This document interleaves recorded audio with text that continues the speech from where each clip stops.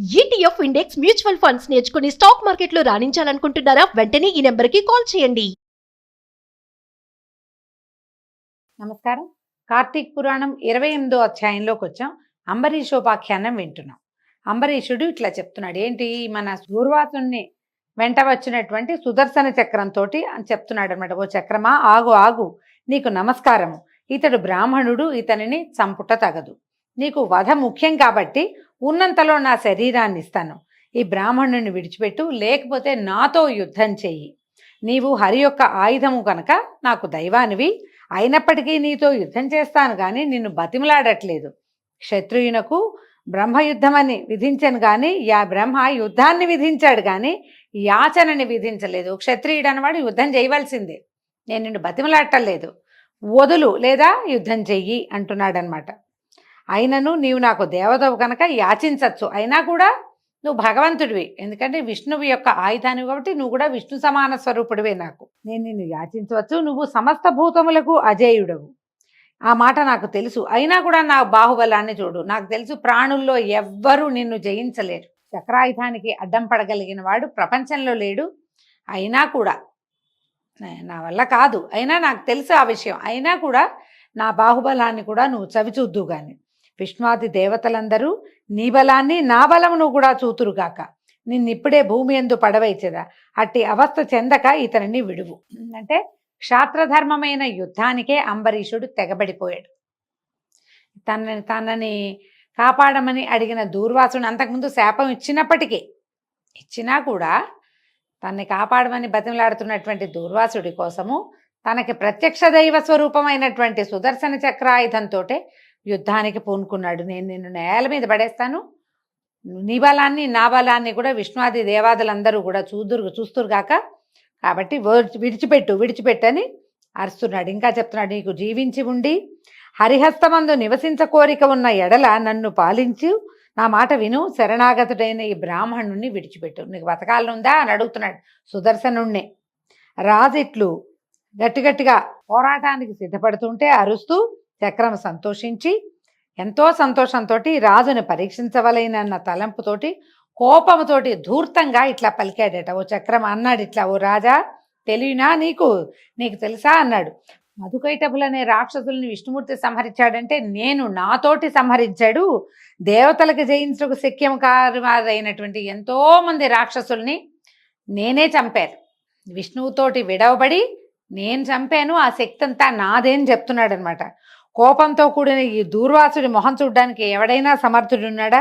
ఇట్టి దూర్వాసుడు శంకర బ్రహ్మల యొక్క తేజోధారి అయినను ఇప్పుడు ఇటు అవస్థను నా వల్ల పొందాను కదా.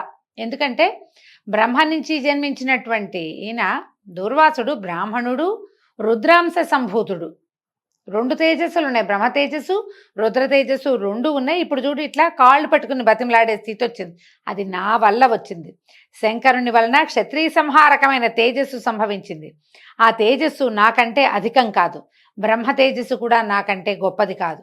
అది కూడా నా చేత అనేక పర్యాయాలు అతిక్రమించబడింది. నేను ఎన్నిసార్లు బ్రహ్మ తేజస్సును కూడా తెగొట్టేశాను. శంకర బ్రహ్మల తేజోధారి అయిన దూర్వాసుడే ఇట్టి అవస్థను చెందితే కేవల శంకర తేజస్ సంభూత క్షత్రియ తేజోవంతుడివైన నీవు నాతో యుద్ధం చేయటానికి ఎట్లా సమర్థుడవుతావు? ఇది చూడండి ఎంత బాగా చెప్పారు. బ్రాహ్మణులు బ్రహ్మ తేజస్సు నుంచి జన్మించారు, వారి వంశాలన్నీ బ్రహ్మ తేజస్సుని, అందుకే బ్రాహ్మణులు అంటారు. క్షత్రియులు రుద్రాంశ సంభూతులు, శివుని నుంచి పుట్టినటువంటి క్షాత్ర తేజస్సు నుంచి పుట్టిన వాళ్ళు అనమాట. ఏం చెప్తున్నాడు, ఈ దూర్వాసుడు 2 తేజస్సులు కలిగి ఉన్నవాడే ఇటకు నేల మీద కూర్చున్నాడు, నన్ను వదిలిపెట్టు బాబోయ్ అని బతిమలాడుకుంటూ. నీకొక్క తేజస్సే ఉంది, నువ్వు కేవలం రుద్రాంశ నుంచి వచ్చినటువంటి క్షాత్ర తేజస్సు నుంచి పుట్టినవాడివి. నువ్వు నన్నేం చేస్తావు? నువ్వు నన్నేం చేయలేవు. క్షేమం కోరినవాడు బలవంతుడితో సంధి చేసుకోవాలి అని ఇలా చెప్పబడింది. న్యాయం అది. అయితే నువ్వు మూర్ఖత్వాన్ని అవలంబించి నాతో యుద్ధానికి సన్నద్ధుడివయ్యావు. ఎందుకు?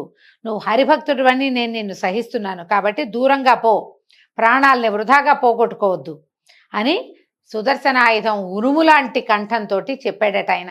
సుదర్శనుడు చెప్పేసరికల్లా అంబరీషుడు కళ్ళెర్ర చేస్తూ ఇట్లా అన్నాడట, ఓ చక్రమా, నీవు నా దేవునకు ఆయుధమైతివని నిన్ను బాణముల చేత 100 ఖండాలుగా కొట్టలేదు. నీవు క్షత్రియ ధర్మాన్ని అవలంబించి నాతో మాట్లాడుతున్నావు గనక ఇక ముందు నీకు ఆ గర్వం ఉండదు, నీకేం క్షాత్రం నేను ఉంచనన్నాడు.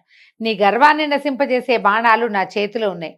నేను బ్రాహ్మణుల యందును, దేవతల యందును, స్త్రీల యందును, జ్ఞాతుల యందును, గోవుల యందును బాణములు వదలను. నీవు క్రూరుడవైనను దేవుడు అవటం చేత ఇంతవరకు ఉపేక్షించాను.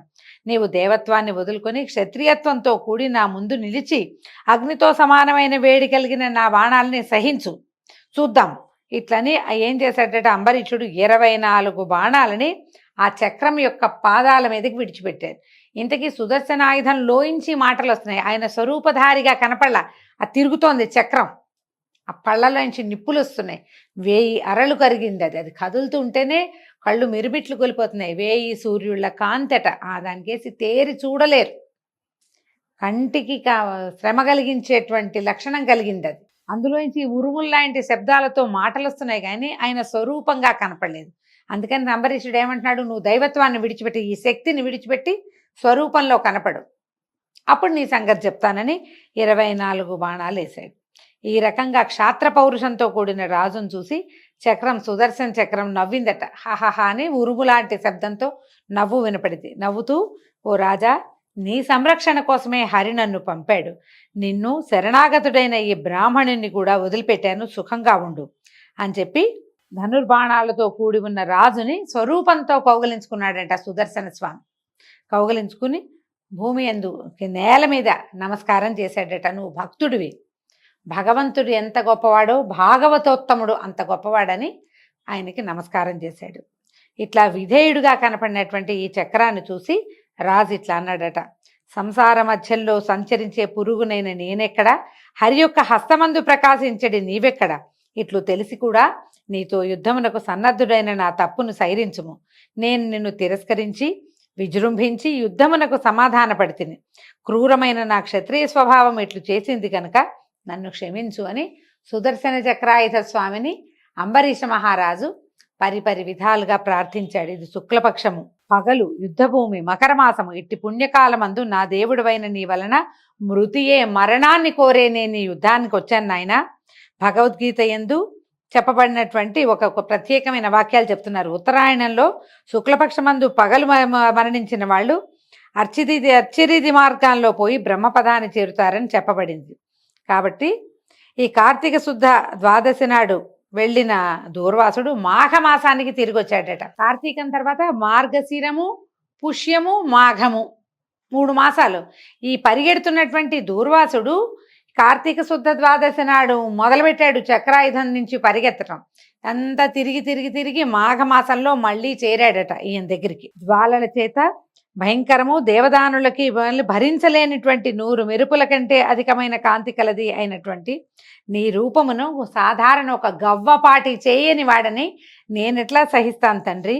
సహస్రాగ్నియుతమైన రవిబింబంలాగా 1000 సహస్రారాలని ధరించేటువంటి సమస్త సంహారక శక్తివి అయినటువంటి నీ రూపంతో యుద్ధం చేయటానికి నేనెట్లా శక్తున్నవుతాను. కోరలతో కూడి భయంకరము, 10 దిక్కుల యందు అగ్నులను బయలుపుచ్చుతున్నటువంటి నీ యొక్క దంతపు దెబ్బను దేవుడు గాని రాక్షసుడు గాని అసలు ఇంకెవ్వడైనా గాని సహించగలడా. మెరుపులు, సూర్యుని కిరణజాలములు మొత్తములైన భయంకరాకారాలు ధరించి వచ్చినా కూడా నీ తేజస్సుని తిరస్కరించలేవు. విష్ణువు భయంకరాకారమైన నిన్ను ఆశ్రయించి నిన్ను ధరించి 3 లోకములను పరిపాలించుతున్నాడు. నీతో విరోధించిన ఎడల దేవతలు గాని దానవులు గాని అన్యులు గాని నిన్ను జయించలేరు. దైత్యులను చంపవాడవు, భక్తులను పాలించువాడవు, విష్ణువు యొక్క కాంతి చేత ప్రకాశించుతున్నవాడవు, ప్రాణ గమన కష్టమును హరించువాడవు అయినటువంటి నీకు పరిపరి విధాలా నమస్కారం చేస్తానని ఆ సుదర్శన చక్రాయుధాన్ని ఎన్నో విధాలుగా ప్రార్థించాడు అంబరీషుడు. నిన్ను గెలుద్దామని కాదు, నీ చేతిలో సంహరింపబడదామని యుద్ధానికి వచ్చాను తండ్రి.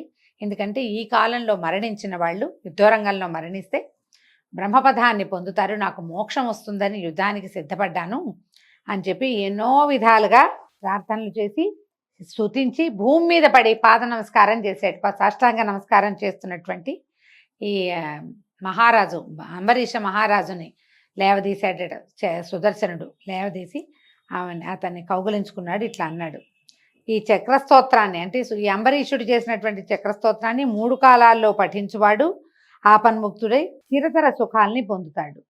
కలియుగంలో ఈ అధ్యాయాన్ని ఒక్కసారైనా వినేవాళ్ళు అనేక భోగాలు పొంది మోక్షాన్ని పొందుతారని ఇది ఆ సుదర్శన చక్రాయుధ స్వామి కాదు, అత్రి మహాముని అగస్త్య సంవాదంలో చెప్పబడిందనమాట. ఆయన భక్తుడికి ప్రాణదానం చేసినటువంటి భగవంతుడి యొక్క ఆయుధం. ఈ భక్తుడు తనిచ్చిన మాట కోసం మరణించటానికి కూడా సిద్ధపడ్డాడు. ఇలాంటి ఒక కథని మనం ప్రతి సంవత్సరము ఒక్కసారైనా వినాలి. ఒక జీవితంలో ఒకసారి వింటే చాలంటున్నారు. ప్రతి సంవత్సరము ఏటా కార్తీక పురాణంలో ఇది కనపడుతుంది. ఈ రకంగా అంబరీషుణ్ణి చక్రాయుధ స్వామి రక్షించి అతనికి శరణిచ్చి, నిన్ను నేనేం చేయను, బ్రాహ్మణుణ్ణి నేనేం చేయను అని చెప్పేసి మళ్ళీ విష్ణు సన్నిధానానికి వెళ్ళిపోయాడండి. దీంతో 28వ రోజు పారాయణ పూర్తయింది. రేపు ఉదయం 29వ రోజు పారాయణలో మళ్ళీ కలుసుకుందాము. నమస్కారం.